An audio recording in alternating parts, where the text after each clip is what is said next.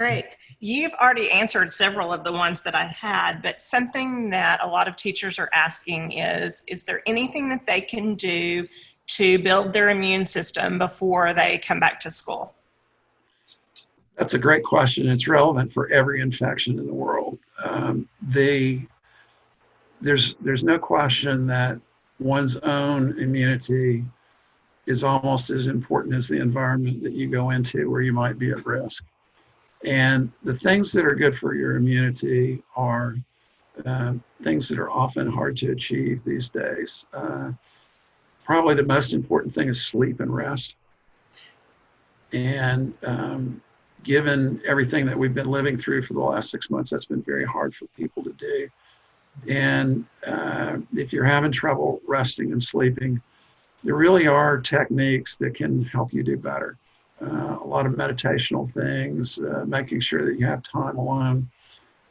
One of the other things that's important in immunological health that is impacted by stress is getting outdoors. The Japanese speak of going for a walk in the woods as going out for a forest shower.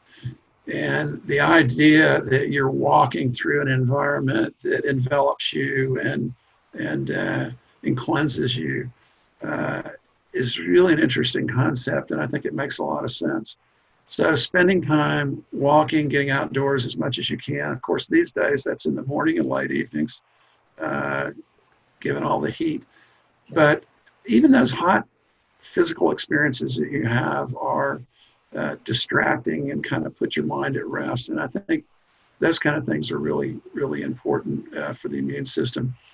A lot of people talk about diet, and I don't think there's anything special about diet. I know people will disagree with me about different things and vitamins that you can take to improve your immune system, and there may be merit to that. I think just having a good, healthy diet, cardiac diet is an important thing. Apart from that, there are other things that we need to remember as we move into the fall. When teachers go back to school and parents go back with their kids, essentially, there are other infections that happen in school. And for some of those, we have vaccines. So it's really critical that people pay attention to getting their flu vaccine.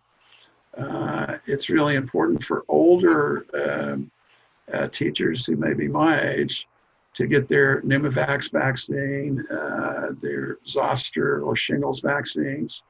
And the one that really is the biggest bugaboo in schools is pertussis. And all adults should have had a pertussis vaccine. If they haven't, they need to go get one. So keeping those things in mind. And then the final thing is, I'll mention is that many of the things that we are doing to protect ourselves from COVID-19 will protect us from all those other viruses, RSV and rhinoviruses, paraflu viruses that cause a lot of asthma flare-ups. My prediction is we're probably going to see less of that this year because people are very rigid, hopefully very rigid about following our guidelines for COVID-19 in schools.